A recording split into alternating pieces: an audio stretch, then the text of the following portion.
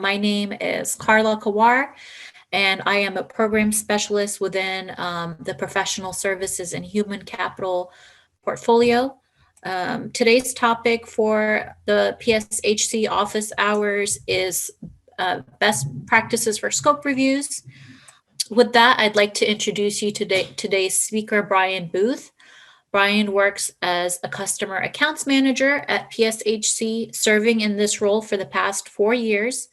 And he has been with GSA since 2003. And when he's not assisting folks with the use of PSHC contract solutions or reviewing agency requirements for scope, you may find him hiking or snowboarding with his family in the Great Pacific Northwest. With that, I will hand it over to Brian. All right. Well, thank you very much, Carla, and good morning or good afternoon, everybody. Thank you for attending the Office Hours series.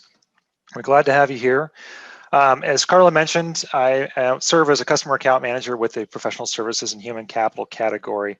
And one of the things that I do on a regular basis is provide scope reviews for agencies that are looking at GSA contracts. And so we want to talk about what that means, what those are, what is scope, and in the light of services contracts, in particular for professional services and human capital, I believe our program probably takes in about, I would say, over 400, maybe close to 500 scope review requests a year. I know that in the past, well, for this fiscal year, I think I've already done about 70 myself. And I'm just part of a team, one person on the team. About 5 or 6 of us do scope reviews for a variety of contract solutions that might be potential sources for customers and agencies that are looking to acquire these services. So scope reviews are kind of a big deal for part of your agency's market research.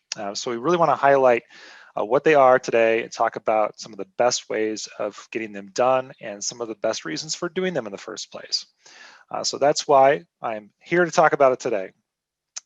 These are some of the things that we're going to try to help define and highlight. First of all, what is really a scope review? You've maybe heard the term, but you really want to know more about what it is, why it's important. Also, we want to talk about some of the key information that helps us help you when we do get a review request, because there is some important pieces there that helps an outside party like GSA or anybody else for that matter kind of help better understand what it is that we are looking at, so that we can have a better discussion about what might be a potential source or a solution for you. We of course are going to talk about what the relationships are to the potential solutions. When I say solutions, I'm talking usually contract vehicles, our industry base, and in relation to your requirements, your requirement package and the scope of that requirement. And of course, we have some resources that will help you along the way. Aside from just myself and my team, we have additional online resources. We have a network of folks within GSA that are all here to help you. So that's what we're going to cover today. And I'll try to keep this to an hour. Sometimes I can get a little bit long-winded, but I think that we can keep this in within our time constraints and still answer some questions and answers. So speaking of questions and answers, I think as Carla mentioned in the housekeeping, we do have a Q&A box. If you're familiar with Zoom, you can put your questions and answers there, and we will be able to get to those hopefully at the end. All right, so first though, most important, what is a scope review and why is it important? Why do I even do these? So if you've been around federal acquisitions for a while, I'm sure you've probably already heard the term scope review. If you're fairly new to either the acquisition workforce or maybe you're a core for a project or a program that deals with services in some light, you may be familiar with the term. If you have explored other agency contract offerings or contract vehicles, I'm sure you've heard the term because everybody from the other agency says you should probably get a scope review. But if you've been doing your own internal acquisitions, this might be somewhat of a new concept. So I do want to cover it because the audience may be at the very beginning stages of their acquisition career for the federal government, or you might be a hardened, experienced acquisition professional or program manager that knows all about the acquisition side of things as well. So we try to reach everybody, and hopefully, no matter where you're at in your experience level with acquisitions for the federal government, you'll come away with something helpful today.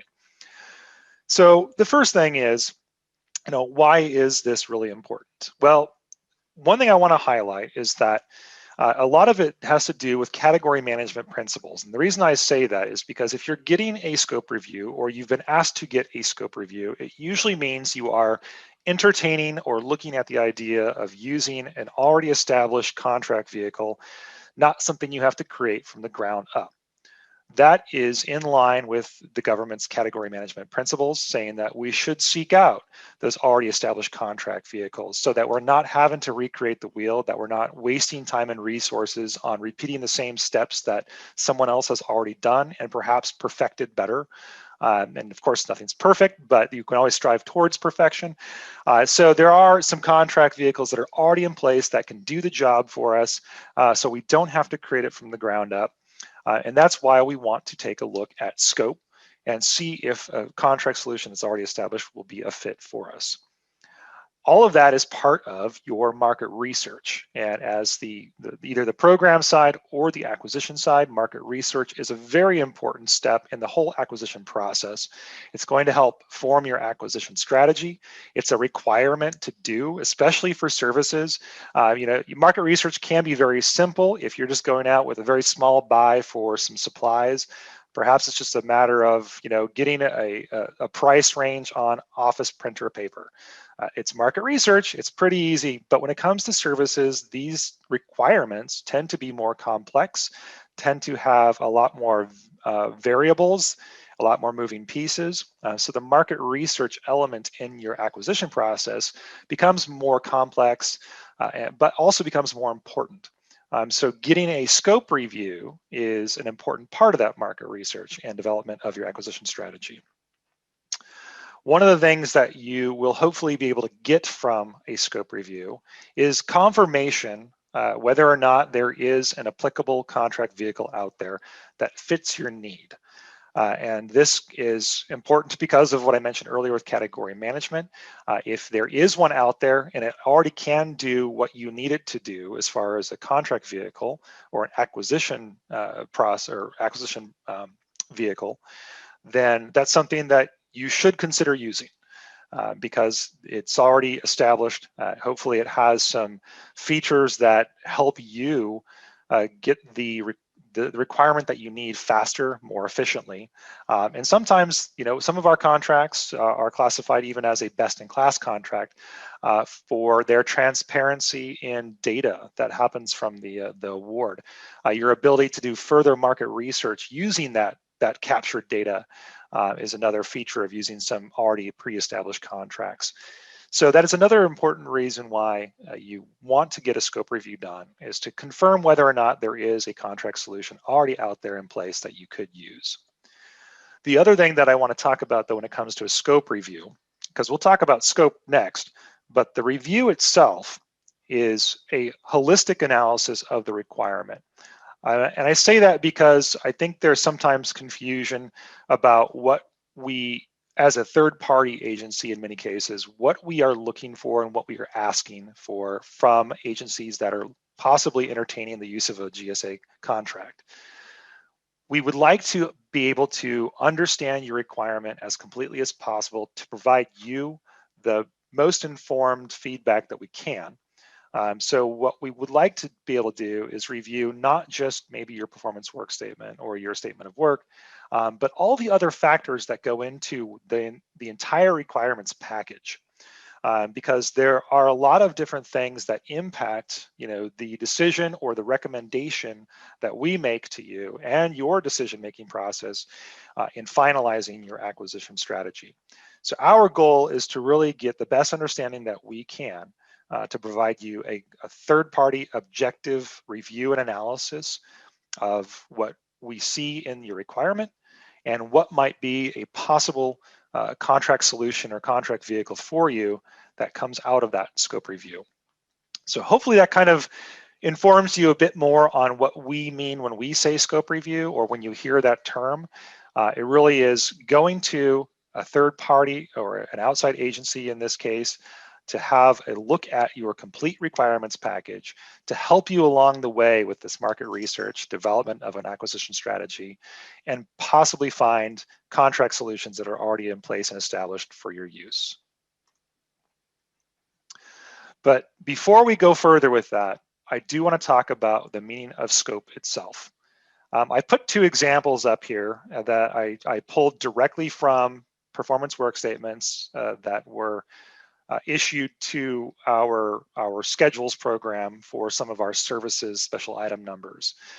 So I'll just highlight a few things from each of these ones, and then I have some questions for you. So under example 1, it says, the intent of the work is to identify population boundaries, quantify diversity statistics, population parameters such as effective population size, et cetera, and includes species to be examined include cisco, lake whitefish, Dreisseniid mussels, I probably mispronounced that, and lake trout. That's example 1. Example 2, just to highlight some of the things, the contractor must provide mission support services. They can provide support for technical, analytical, regulatory development. They should perform all the work described in the task areas. All work issued must be through task orders under the contract. They have to meet the contract terms and conditions, et cetera, et cetera. Out of those two examples, and I'm gonna see if I can get the chat box open here too, because out of those two examples, type in the chat box if you can, which one you think is pretty clear and descriptive of the scope of the requirement. And I'll see if I can see the chat. All right, I'm seeing 1 and 1. Oh, 1, someone says 2, okay. There's some others that say 2, all right. So good feedback. From an outsider's perspective, some neithers, I like that as well. That's like the true acquisition workforce definition or answer, right? It depends, so neither. From an outsider's perspective, and these are examples that I do look at on a regular basis. For me, example 1 is the more clear and straightforward requirement or the description of scope for the requirement. I can instantly read this and see that they will probably need maybe a few trained personnel, maybe an actual biologist, or maybe at least a scientific background field technician that knows how to do this type of sampling. To me, example 1 reads as a more straightforward, clear description of scope. And when I say scope too, if you think about a common performance work statement, usually scope is a section of the performance work statement that is included near the very top, typically right after the background, maybe the agency's mission and background, and then right before the performance requirements themselves. That's when I say scope, these are taken directly from that scope section of a performance work statement or a statement of work.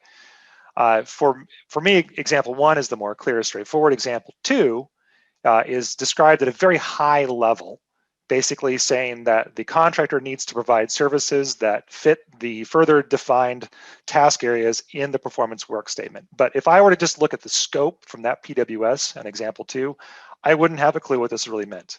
I would have to really dig into it a lot more. And that's totally fine, because maybe they need to get down to the specific task area. All right, so one more question. I'm going to ask you to put this in the chat box again. Out of these two examples, which one do you think we see more often for scope review requests? I'm seeing 2, 2, 2, 2, 2. Haha, 2, yes, exactly. You're right, it is 2. We see example 2 all the time. We don't typically see example 1 because a lot of time for services, services are complex often, so you don't get such straightforward needs. The requirements aren't so easy to define.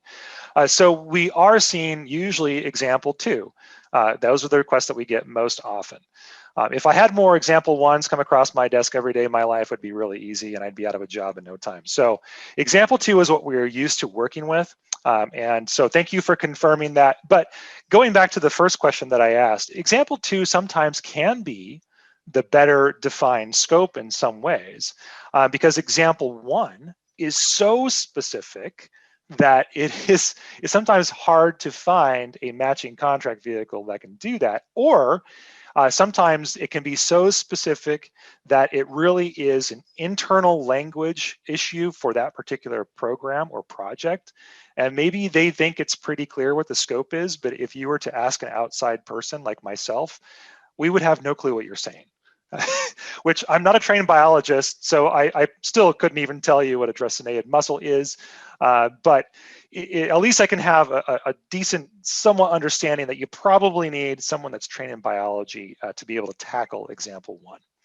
So thanks for participating in that quick exercise there and confirming my bias that example 2 is what we see a lot more often. So I brought these up as examples because they are real life examples. But you can see from both of them that sometimes just getting to what we call scope isn't necessarily as helpful as you might think it is. When we are looking at it from a scope review perspective, we're trying to identify the nature of the requirement. We're trying to identify possible solutions that can exist that could be a potential way to go for a contract vehicle.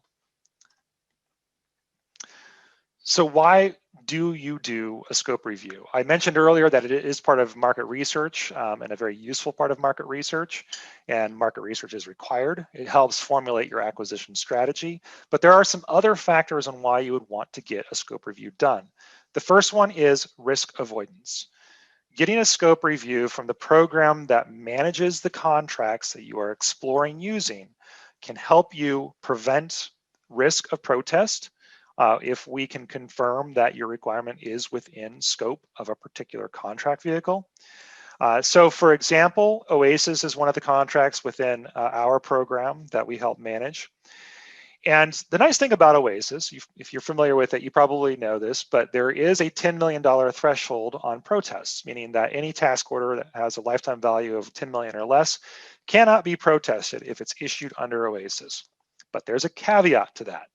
It cannot be protested if it is within scope of the OASIS contract, meaning that if you were to issue a request for proposals under OASIS and you didn't get a scope review done earlier and your request for proposal was largely information technology services in nature, and even though it might have been $8 million total value, that could still be protested despite that $10 million threshold limit because it's out of scope of the contract. So that's another reason that we should get scope reviews. If you're going to use another agency's contract vehicle, you want to make sure that your requirement is truly a match for it. Schedules, which are probably the more common GSA vehicle used by most folks. It's a little bit different with schedules because it's not as black and white as the OASIS program. We'll talk about that a little bit more. But it is also advisable to get scope reviews for schedules as well. And I say that because schedules aren't really well defined sometimes at the schedule level. So for example, or I should use example 1, which we had just talked about there. Obviously, you need someone that knows anything about fish and mussels and how to, track them and pull some statistical data. So you probably need someone with training in that. Now, I know schedules fairly well. I would be able to quickly identify that work like that belongs under our special item number 541620. But our special item number 541620, which is equivalent to the NAICS code or North American Industry Classification System code of 541620, is defined as environmental consulting services. And if you looked at the definition of that SIN under eLibrary for the schedule itself, it might not be clear to you that that's really the place you need to go to get the type of services to satisfy that requirement under example 1. Because it just says that these are contractors that perform work doing, either environmental concerns, maybe NEPA support, EIS support, that's environmental impact statement support, environmental engineering. But it might not be clear that that actually does contain contractors that have biologists on staff that can do this type of work. So sometimes the scope of the contract isn't as clear, and you want those scopes to match up. And we'll talk a little bit about that. But making sure that your requirement is within scope of either a vehicle like OASIS or a vehicle like the multiple award schedules is really important to help avoid protest. GAO has constantly upheld protests from industry when orders are issued and they are out of scope of the contract. So a very important thing for risk avoidance. Another good reason that you'll want to do or have a scope review completed is that having us help identify where the requirement might fit in a current vehicle, if we have one, will also help you identify the potential for contractor participation. We all have small business goals that we are supposed to meet. So if you know, for example, under the schedules program, if you know that your requirement for a biologist to go out and do this type of field testing is going to be a fit and is within scope of 541620, you can then analyze the field of contractors within that special item number to get a good sense of whether or not you might get small business participation, how much competition you might get at the actual RFQ level or the RFP level, a request for proposals if you're doing OASIS. So that's another factor on why you would want to get a scope review done, is to help you determine competition and small business participation. The last thing I think that is important about getting a scope review completed is that it also allows you access to the subject matter experts behind the contracts themselves. So for example, when we get a scope review request that comes in for something like OASIS, typically if you use the formal OASIS scope review process, which we always recommend, that is going to go to basically 1 or 2 people on our team that will review that. And those people are the SMEs for the contracts. For OASIS in particular, you've probably dealt with Brad Demers. He does the majority of scope reviews for OASIS. He also provides most of the delegated procurement authority training on OASIS. And he is a SME for OASIS. He's probably the most well-known face of the program right now within the federal government. So you're getting direct access to his insight and feedback when it comes to your requirement, whether or not it's within scope of a contract like OASIS. And the same goes with our schedules program. And Brad's not the only one that works on OASIS, so there are other folks behind the scenes. Some of them are previous 1102s that were even OASIS contracting officers that did some of the work on the contracts themselves. So they know the ins and outs of how these contracts work. And the same goes for the schedules program as well. Schedules tend to be a bit broader in their approach, and you can do all sorts of work under schedules. But if those requests come to us, the customer account managers, and we look at them, and even if we're caught scratching our heads sometimes and puzzling over where does this really fit, because the scope is either maybe so ambiguous or so large that it's hard to really define, we still have those level 3, subject matter experts in the background that know their very particular areas of the schedules program, and they can help us as well. So getting a scope review will also give you that kind of access to the subject matter expertise that we have behind the scenes that really know those contracts in and out and can provide you the expertise that you might need for some of those. So those are reasons to get scope reviews done, and hopefully kind of give you a better understanding of what we're talking about when we mention scope. It's not just that section necessarily of the PWS, it's really more to it than that. So speaking of more to it, I do want to highlight some of the other types of information that are very helpful for you and for us to get a better understanding of your requirement itself. We're talking about kind of the whole requirements package, and where it might have a fit in an existing contract vehicle if there is one. So the first thing I'll say, and all of these ones come with caveats, but the first thing I'll say is that if you know your NAICS code, or if you have an accurate PSC code that you have already determined help define your requirement or represent the primary purposes of your requirement, that is great information. It's not always definitive information, but it is great information to have. For the OASIS program itself, in fact, the OASIS program is very much NAICS driven. The NAICS code that represents the primary purpose of your requirement must match an available NAICS code within the OASIS program. So for that particular example, the NAICS code is ultimately important because there has to be a one-to-one match. With schedules, it's a bit different, and we can talk about that in a little bit as well. But the NAICS codes can be very helpful because if you're familiar with NAICS codes, They sometimes have very good definitions of what they mean. But there are many NAICS codes out there that are not very well defined. One of my favorite examples is one of the most commonly used ones, both for, well, maybe not OASIS so much, but definitely for schedules. And it can be used under OASIS and it can be used under HCATS. And that is 541611. That's Administrative Consulting and General Management Operations. I may have twisted the words around a little bit, but that doesn't tell you much. 541611 is sort of a catch-all for any of those types of services that cover a large area of professional services, but aren't necessarily technical specialties like engineering, or they aren't technical specialties like a scientist or a biologist. However, there's some odd overlap there. So 541611, if you look at the definition of it, can also include consulting in areas such as human resources. It can include consulting in areas such as physical distribution, logistics. But guess what? Those, in addition, have their own unique NAICS code. So 541614, for example, is for logistics consulting services. So you can see that the same type of work could be done under either one. But what happens often is because with a services requirement, there are so many other different components to it, agencies will use a more generic NAICS code like 541611 because they don't need just logistics consulting, but maybe they also need a project manager and they need a data analyst and they need some consultancy work to go along with it. And maybe they need some business improvement process consulting as well. So it is very common for agencies to use these more generic NAICS codes or PSC codes. And for PSC codes, I just want to mention this real fast.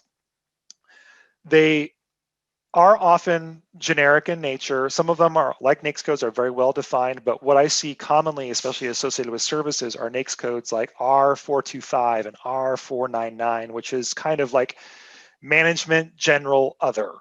And it's not necessarily a helpful thing, but when we're talking about a complex services requirement, it's the best thing you can use sometimes because your requirement actually does cover many different pieces or types of services. So those are helpful bits of information, but they're not always that definitive for us. The other thing that we look at when we are doing a scope review is that background or your mission space. And this doesn't mean the agency overall necessarily.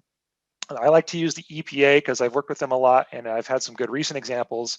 But the EPA is one that comes to mind because if you think about the EPA's mission, Environmental Protection Agency, it's a very clear mission. They have several different offices that do work in certain areas. They have an Office of Water, they have the Office of Land and Emergency Management Response, and several other offices. But one example recently that comes to mind is their CIO's office, the Chief Information Officer. They had a requirement, they asked for a scope review, and they gave us a work breakdown, which is nice, meaning that they said, here's the percentage of work that belongs under SCLS labor categories, that's Service Contract Act labor. Here's the percentage that goes under professional services. Here's the percentage for other direct costs. Here's the percentage for IT services. And I see this a lot from CIO offices, and EPA is no different. They put 100% of the work for this contract was IT services. And I thought, well, if it's IT services, I should probably send this over to my counterparts in IT. But I took a look at the PWS, the performance work statement anyway, because just because it came from the CIO's office doesn't mean it's actually 100% IT services. And sure enough, most of the work was not IT services. Most of it was consulting services, professional consulting, but it wasn't necessarily IT just because it came from the CIO's office. So knowing the mission space that the requirement is coming from is also very helpful, but it's also not always the most definitive, especially when a particular office gets into that mode of using the same type of services every time, and they don't necessarily differentiate for the particular requirement. And that is one example where it came from the CIO's office. They said, oh, it's 100% IT services because all of our work is 100% IT services. And that's really not true. The same goes for NAICS codes that I see from agencies that use the same one over and over again. And I'm not trying to pick on the EPA, but they use 541620 a lot. And the reason for it is because that is their primary mission. And it makes sense in most cases. But there are some requirements where maybe that is not the most relevant NAICS code to use. And it doesn't really help define that requirement as much as a different NAICS code, for instance, that might be more relevant to the particular requirement. That leads me to the next thing, which is the subject matter expertise in the requirement itself. Now, I talked about subject matter experts on our side of the house. You might gain access to those. That's a different kind of SME.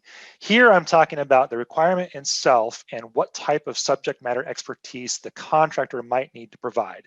This goes back to the background or mission space in some ways because, for example, maybe I'm the CIO's office and I have a requirement that is really professional consulting. I need someone to come in and analyze our workflow processes and make some recommendations on how we can improve those. But because I'm the CIO's office, I need someone to come in that knows the IT programs well, that knows how IT programs work. And so they need to have that subject matter expertise. But the role that they're going to be fulfilling as a contractor isn't IT. It's really, I need a business process improvement consultant to come in, analyze what we're doing, help us figure out how to improve it. But they have to have that IT background to be able to talk our particular language. And so that's important to know if it's part of your requirement. If they have to have some sort of subject matter expertise, it's very important because you can't just have anybody come in that does business process improvement and provide a consulting if they don't know what it is that you're doing at the technical level. But these people aren't coming in to do custom coding. They're not coming in to be network administrators. They're not coming in to do IT work. They're still coming in to do professional services work. So that helps us understand your requirement even better and hone it down to maybe particular contractors and industry-based folks that have that subject matter expertise, but can perform in a different role than what the subject matter is itself. The other thing that is important to know is the variety of work. I talked about this a little bit when I mentioned some of those generic NAICS codes like 541611 or maybe even 541990. That's kind of like that all other technical and professional support services. Sometimes the variety of work covers all sorts of different areas. You might have that program manager, you might have that data analyst, maybe an IT technician, maybe the business process improvement consultant. If your variety of work covers all these different areas, then we may recommend a more generic solution because maybe there really isn't a way to pigeonhole it into environmental consulting, or this isn't clearly a logistics consulting type of requirement. But sometimes if we'll take a look at it, and even though the agency may say, well, I think this is a fit for 541611, which that could be totally valid, but if the variety of work clearly indicates that this is for something else, we may make that recommendation that you have, most of this work is all geared towards, let's say, warehousing operations. Whether it's the supply technicians, the forklift drivers, the program manager that handles everybody in the warehouse, maybe some property log technicians that can do all that, maybe some clerks. If the variety of work, let's say we don't necessarily know a NAICS code, sometimes that variety of work will help inform us as to what might be a good NAICS code or potential NAICS codes to use, and which particular special item numbers or OASIS pools or HCATS pools would be most applicable. So for those types of requirements where we don't have certain things defined very well, we can take a look at the variety of work to help us determine that. And lastly is that labor category piece, which feeds directly into the variety of work. Sometimes what we'll look at, especially helpful, can be your IGCE if it is broken out by labor categories. So that's your independent government cost estimate. Many times for services, that is how the IGCE is built. You may have a certain number of labor categories and maybe a certain number of FTE or FTE equivalents associated with those labor categories. And then you'll estimate how much they get based off of Calc or the Bureau of Labor Statistics or schedule pricing, whatever you find. But those labor categories can be very helpful for us to know what your requirement really is. So for example, if you need 5 administrative assistants, 1 program manager, and a data analyst that knows a particular field of data, let's say it's financial data, and all these administrative assistants are going to be doing work processing financial documents, let's say, that will help inform us as to where this might be a better fit. Maybe it's under a financial services special item number or OASIS Pool 2, which handles tasks associated with the financial services world. So labor categories can be very informative for us when we are reviewing the scope of your work. And hopefully they're informative to you, because if you have somebody that needs to be a technical specialist, well, that's a really generic term. But if they have a particular field that they have to be a technical specialist in, let's say it's military weapon system design, then that will change, the scope, or at least better inform the scope for us and yourself. So I do have some examples of this that have been pulled directly out of PWSs and requirements packages from customers. So one example I talked about is the background or mission space, and that's that first box there. And this one, of course, you could probably guess came from the EPA, but they mentioned things about their mission, which is reducing emissions and energy waste from the energy sector, improving the efficiency of energy generation, replacing carbon-intensive fuels, and assessing opportunities for cost-effective technology, yada, yada. Knowing that background for that particular office and what their mission space is helps us understand where we would probably find the best industry partners to use that would probably have the knowledge that they need and experience doing that type of work. The other example I have is talking about that subject matter expertise. This one came from Army ForceCom, and this is what they stated. They said they need a contractor that provides aviation logistics subject matter expertise, that knows how to do fielding, modernization, sustainment, maintenance, and readiness for aircraft fleet systems and ground support systems. So that's an example of highlighting in your requirements package what type of expertise you need from the industry. The last one is an example of the labor categories that I talked about. This is one from the PWS that came out from the Department of Justice. And they have their Office of Finance, go figure.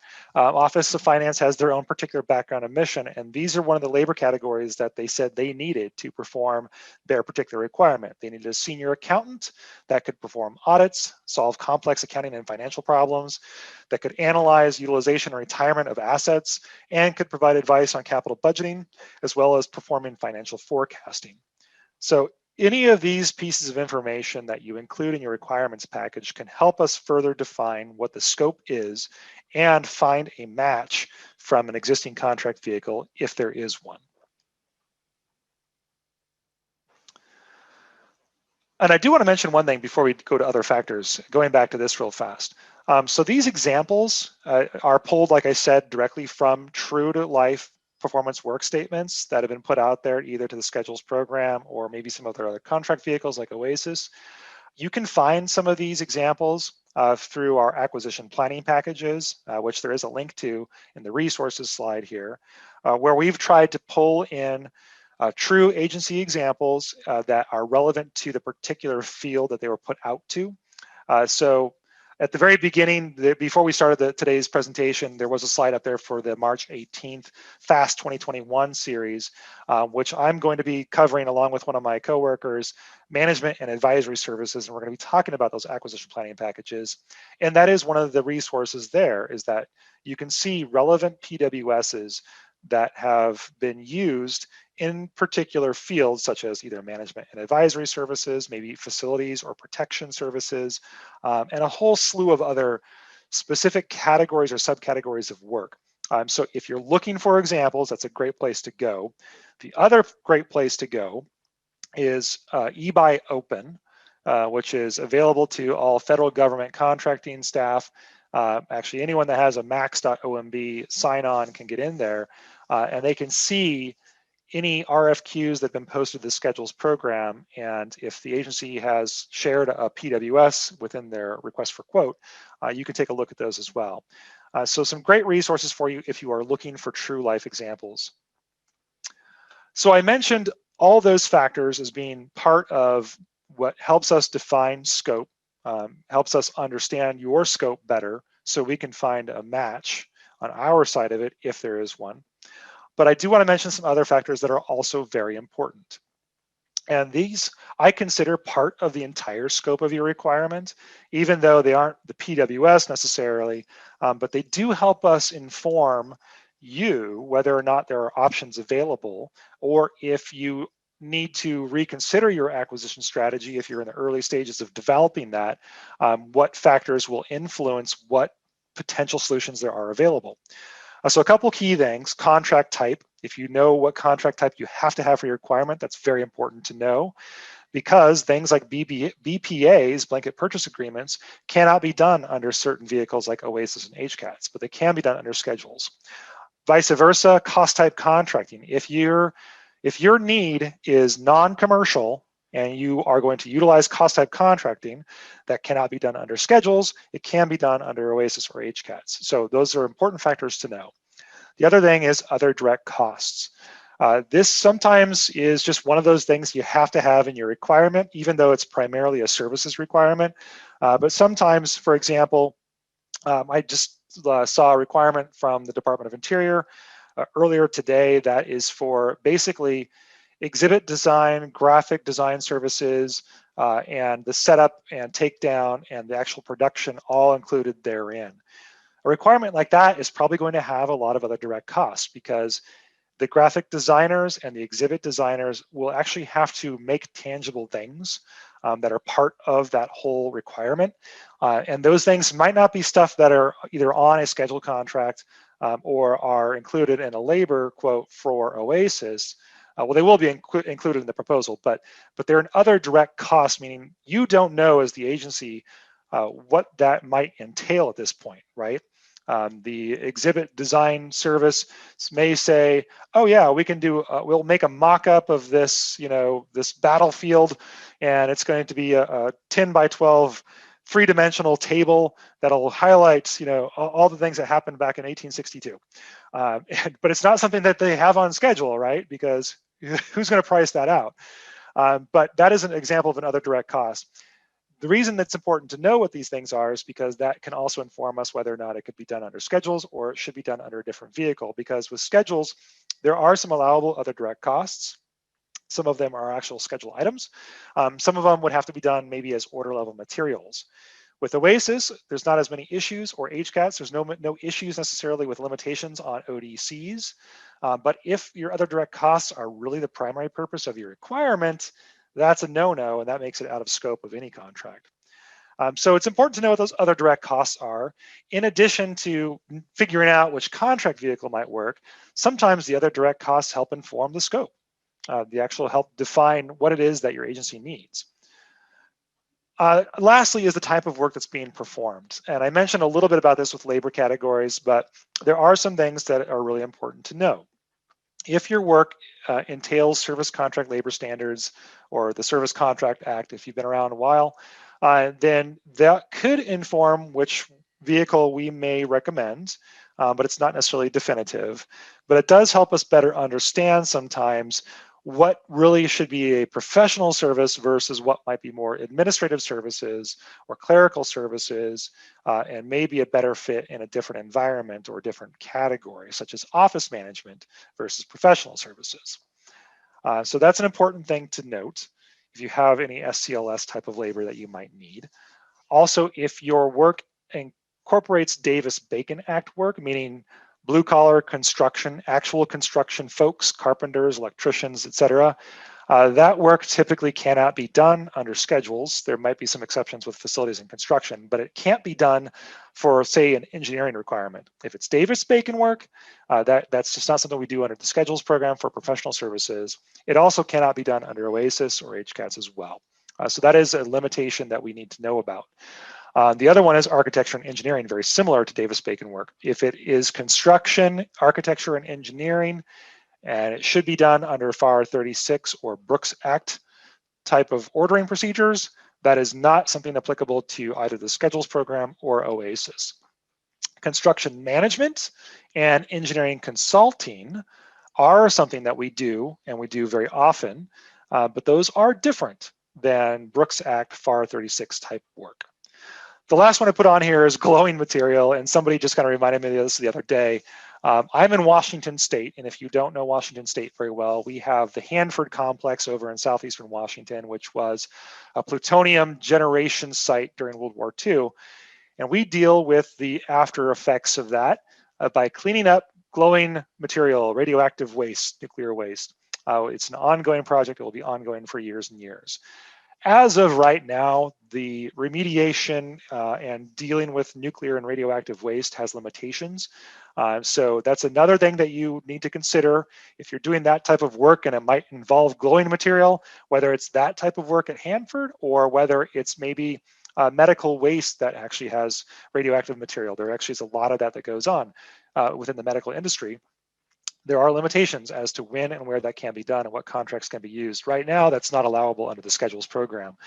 So if that is part of your requirement, it's good for us to know that as well. Now, let's talk about the part that is probably the most important to you, is the solution relationships. Does the scope of my requirement match the scope of a GSA solution? And that's really what you want to know when you ask for a scope review in the first place.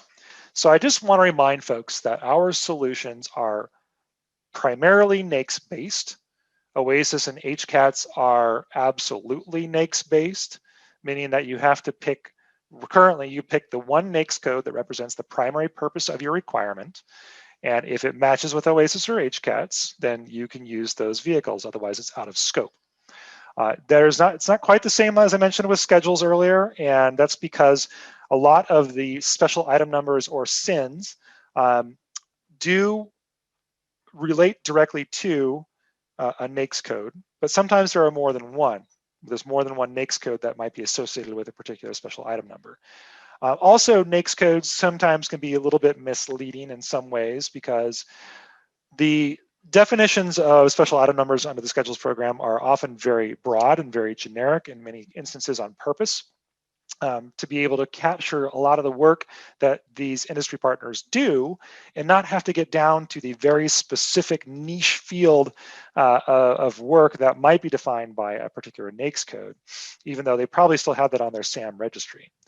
But NAICS codes are mostly the basis for our solutions, but there is a lot of overlap. So I go back to that example of 541611. That is covered by schedules in multiple areas: professional services, office management, advisory consulting services, security and protection services, human resources services, all have a separate special item number that is based off of 541611. OASIS and HCATS also include 541611 amongst their solution sets.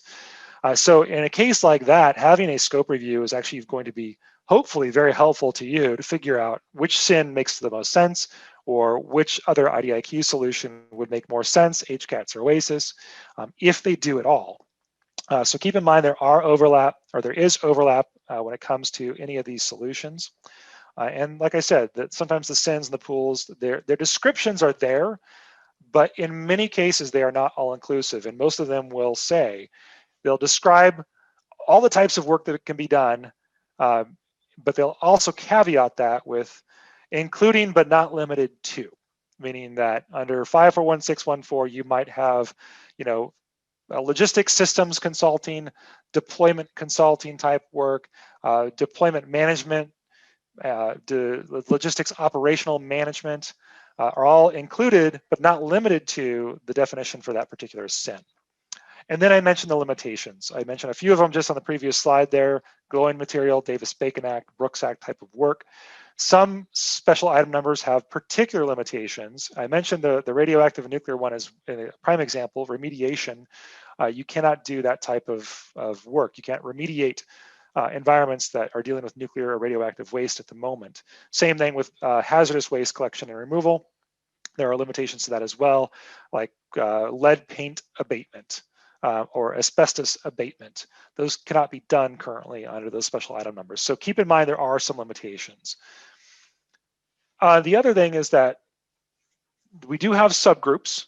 These will help you kind of narrow down where your requirement might have a fit in what is otherwise a broader defined special item number. With the consolidation of the multiple award schedule, it really helped us to create these subgroups, because we used to have, I don't remember how many, 900 different special item numbers amongst, I don't know how many different scheduled contracts. We only have one scheduled contract now, the multiple award schedule, and we've cut down the 900 different special item numbers to, I want to say, somewhere in the range of 300 something. But because we've narrowed those down, for example, we used to have 6 different technical and engineering special item numbers that covered a variety of engineering services. Now we have 2 that represent those former 6. So you can imagine lumping all those services now under 2 different special item numbers. Sometimes there are things that just aren't going to be clear. So with the example of technical engineering services, construction management is one of those services that was done previously within those group of SINs, and it's still done under 541330E and G, that's engineering. Construction management, though, is kind of a subset or a subgroup. And so we've actually provided subgroup links, and it allows our contractor and industry base to self-verify that they do construction management, and that is one particular area. The same for environmental consulting. I mentioned that earlier. Environmental consulting can cover the gamut from an engineering for environmental systems like water runoff systems. It can cover biologists that go do field testing. It can cover cultural resource surveys that are part of an archaeological program. It can cover environmental impact statement support. And those are all very diverse types of work. You might have one firm that just does cultural resource surveys, and they don't even touch an EIS. They don't want anything to do with it. And then you might have another firm that just does environmental systems engineering, and they don't do cultural resource surveys, but they're all under the same special item number. So these subgroups will help further define where you might find a match amongst the schedules program. The last thing I would recommend is, if you need to understand if a contract is within scope of your requirement, is go to the source. The solicitations are posted and they're out there. You can go to the current MAS solicitation. It's always out there and open. You can see the particular actual descriptions that we've provided to industry if industry wants to submit a proposal to us. And that will help, I think, better inform you as well if you're still curious and you're not getting all the information you need from eLibrary or the descriptions that we provided on some of the websites. The solicitation really gets into some more of the nitty-gritty details sometimes, so it's always a good idea to go there. The same for OASIS. It's also posted and open. You can go to the solicitation via www.gsa.gov/OASIS and find the solicitation there. Lastly is finding those industry partners and being confident that if you go out to them with your request for quote or request for proposals, that you're going to find some ones that can cover the scope of your requirement, because that really is the ultimate goal, right? If you've figured out that, okay, looks like the schedules would be a good way to go, that's going to be my acquisition strategy, but I need to have confidence that industry is going to be there and be capable. So I want to give a few pointers on that. The capability statements that are available out there on eLibrary are searchable. You can go to Advantage and use the search for services option. I use it all the time.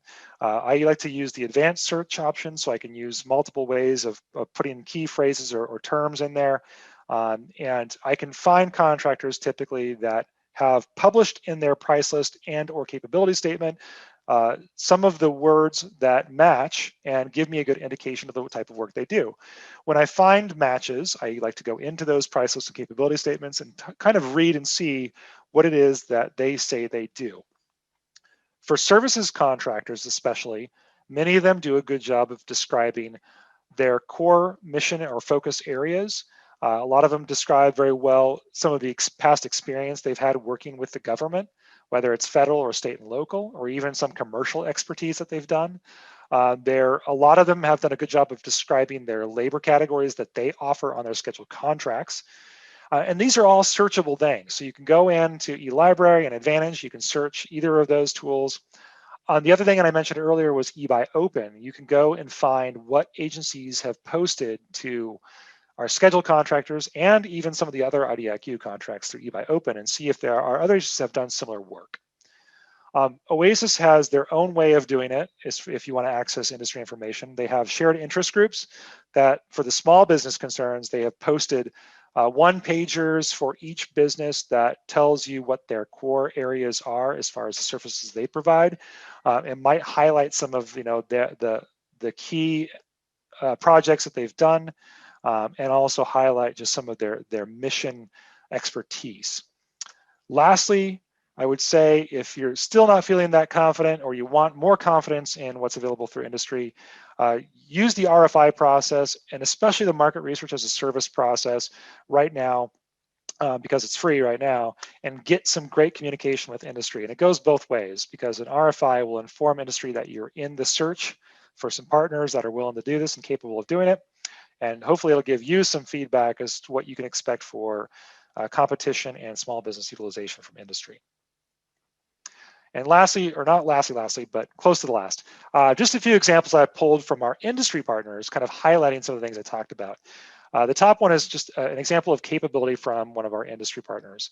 This one is a company that deals with A-123 risk management situations. We have a lot of firms that need to go through that process. This company also knows how to do human-centered design, something that we've been hearing a lot about lately. This company also emphasizes that they know lifecycle agile development, which in the IT environment is also very important.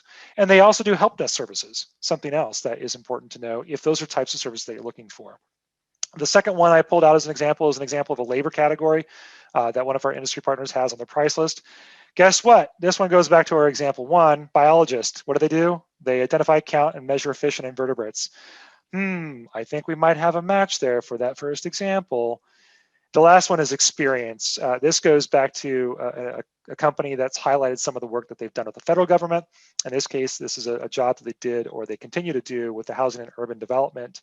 And you can see what it is specifically they've done there. Analyze legal documents for compliance with FHA processing, et cetera, et cetera. So you can find real life examples out there that our industry has currently published and is available in the open. Okay. We are on the last slide now. So I mentioned resources earlier. I have links to all of these, and you should get, I believe, a copy of the slide deck. I do recommend going out to the professional services webpage. There are links out to all of these things and more. Also, there's a link there for the acquisition planning packages, which I mentioned earlier. Within the APPs, you'll find not only those sample PWSs that I gleaned some of these from, but you'll also find sample RFQ templates, sample evaluation factors, sample IGCE templates, lots of good resources there if you're just kind of embarking on your acquisition journey for professional services. And more importantly is, if you need a scope review, first, go to your customer service director, your local customer service director. You can find the link there on how to find them at the bottom if you don't know who they are. Our CSDs are based across the nation and they service geographic areas. So if you live in the state of Wisconsin, you'll probably work with Rick Houston. I work with him a lot. He's the CSD for the entire state. If you are working in the Virginia area, guess what? You probably have to choose one because we have so many customers in the Virginia area that we had to hire a bunch of CSDs over there. But I always recommend going to your CSD first. Because they'll be able to tell you, let's go to professional services or let's go to IT with this one. I think that's a good place to start. But if you can't, for some reason, access your customer service director, you can send in a scope review request using that link in the middle box. That's brand new. It's a one source scope review request for all the programs that you see listed there. If it's professional services or human capital under the schedules program, if it's OASIS or if it's HCATS, that scope review request will go to one place. We do have a form to help fill out and kind of guide the information we're looking for, but most of the fields are not necessarily mandatory. But whatever information you can provide always helps. Professional services at gsa.gov if you want to contact anyone from my team or my other divisions. After that, we'll get to the questions because I see that we have some in the Q&A box, and I know I'm at the hour, so I apologize if I'm taking your time. So we'll try to quickly go through these, and anything that we can't answer, we'll make sure to hopefully send out. So the first question is, would an SOO, or statement of objectives, be better than a statement of work or a performance work statement? That's a very good question. And guess what? It depends. It's the acquisition workforce's favorite answer. So it depends on your requirement, because really, if it's a well-defined requirement and you can tell the contractor exactly what you need them to do every hour of the day or every day, then maybe a statement of work makes the most sense. Because if you have a particular way that things need to be done and you just need a body in a seat to do that job, an SOW might make sense. A PWS is kind of that area in between where you need a contractor to provide the staffing to do a certain job or complete a certain project, but you're more concerned about the results than how they do it. A PWS might be the way to go. You can still have, a defined number of labor categories. You can have a defined number of hours that are going to be part of that, that requirement. But if you don't need to tell the contractor how to do their work every day, then a PWS is probably more appropriate. And then there's the statement of objectives, which is really that high level, I need this. This is all results oriented. I need the contractor to provide this at the end of the day. I don't care how they do it. I don't care what kind of labor mix that they need to accomplish the task. I have these objectives, and these are the levels of quality or the bar that I'm setting to make sure those objectives get met. And in those cases, a SOO would be totally appropriate. And guess what? You can use any of those ones under any of these contract solutions. It doesn't matter. So hopefully that answers your question. The next question is, scope is not the same thing as performance requirements and deliverables, or maybe scope is a short summary of what work is desired and the rest is the details and logistics of the contract. So good question. Scope is one of those kind of questionable things. I mentioned earlier in the two examples that I pulled out that those were actual sections of PWSs that are, and the section is defined as the scope of the performance work statement. Sometimes that section can be one paragraph long, as in the example one from the biologist.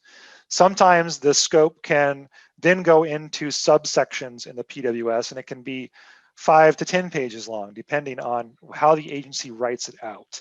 So there's scope in the sense of my PWS says this is the scope. And then there's the scope that I'm talking about when we talk about scope reviews. And that is a holistic look at the complete requirements package. But it's a lot easier to say scope review than say a holistic look at the complete requirements package. So when we talk about a scope review, we want to know everything about what the requirement is, if possible. What the scope says, but what is the background and mission? What labor categories do you need? What subject matter expertise do you need? What your other factors are, like cost type contracting or commerciality or any of those other factors that I mentioned. So scope to us, to a reviewer, really encompasses it all. Also, can we provide addresses and links for eLibrary Advantage and eBuyOpen? We can provide those, but my recommendation is to contact your local customer service director, and they can help walk you through some of the ways to navigate either searching in any of these tools, the way that I mentioned you could do, and make sure that you get access to things like eBuyOpen, because sometimes you do have to go through Acquisition Gateway. It gets a little bit tricky. So I would recommend contacting your customer service director using the link that I provided there, but we can provide direct links as well for those online resources. The next question is there a cost for a scope review? Absolutely no cost, it's free. It doesn't matter which program it's for. We do it because we want to make sure that you're getting the best information out there, that you are utilizing the contracts properly, because sometimes agencies they want to go out and they want to use a schedule by because they know that they need to get this done somewhat quickly, and they just send out the RFQ. And like I said in the example from the CIO's office, maybe they send it to the IT category and say, yeah, this is IT professional services. So they go to 54151S, which is the SIN for IT services. But in reality, their requirement was professional consulting services. So get the scope reviews done. They are absolutely free and should be hopefully a quick turnaround time, generally 2 to 5 business days for most scope reviews. Where can a comprehensive NAICS listing be found? That's a very good question. You can find them in many different places. I know there's like the NAICS.com website, which is probably more industry oriented, but you can go there. I particularly like to use the census site. The census site actually contains the full definition for every NAICS code, and it provides cross-references to other NAICS codes that are closely associated with it. So for example, with that 541611 NAICS code, it'll provide you the title, it'll provide you the fleshed out definition, it'll provide you other examples that are more definitive, and it'll provide you a cross-section, or excuse me, a cross-reference to other associated ones. So it'll say, hey, if you're looking for logistics consulting, go to 541614. Or if you're looking for HR consulting, go to 561612. So my preference is the census.gov site, and I can't remember the full link, and hopefully we can provide that as well. But those are some of the sources you can use for NAICS codes definitions, but there are some more out there as well. But those are the two that I've used or I've heard of the most. And where is the resources section? The last slide, let me go back to that one.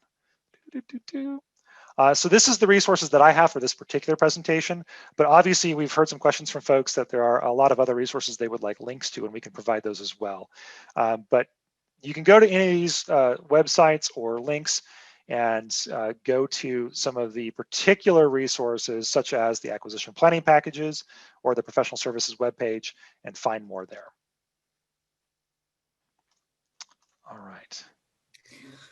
All right. I think that that takes care of all of the questions that we had at the Q&A pod. Thank you so much, Brian. That was very, very informative. And thank you everyone for attending this month's session. We invite you and encourage you to join next month, where we will be discussing selecting the right labor categories on schedules. That's going to be on April 13th. It's going to be at 11 a.m. Eastern time, and I've put the registration link in the chat. We also hope that you're able to join us on next week, March 18th at 1 p.m. Eastern, for the FAST 2021 training series, providing updates and resources on category initiatives. We will be discussing management and advisory services. That's again on the 18th, and that's at 1 p.m. Eastern. I've also put the registration link in the chat section as well. Thanks again, Brian. Thanks, everyone. Have a great day.